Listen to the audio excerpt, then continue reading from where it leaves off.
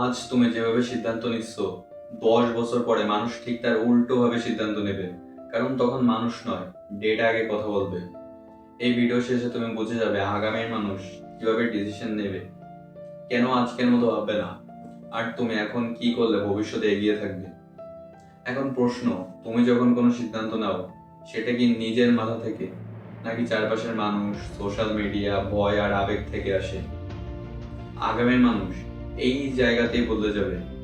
আগে মানুষ সিদ্ধান্ত নিত অভিজ্ঞতা দিয়ে, তারপর নিত আবেগ দিয়ে, এখন হবে ট্রেন্ড দিয়ে। কিন্তু ভবিষ্যতের মানুষ সিদ্ধান্ত নেবে ডেটা, প্রেডিকশন আর সিমুলেশন দিয়ে। এআই আগেই দেখিয়ে দেবে এই সিদ্ধান্ত নিলে কি হবে আর না নিলে কি হারাবে। বাহ্যিক সত্যটা হলো আগামীর মানুষ খুব দ্রুত হবে। আগামীর পৃথিবীতে সবচেয়ে স্মার্ট মানুষ হবে না সে যে সব জানে, সবচেয়ে স্মার্ট মানুষ হবে সে যে ঠিক সময় ঠিক সিদ্ধান্ত নিতে পারে। প্রশ্ন একটাই, তুমি কি সেই মানুষটা হতে প্রস্তুত?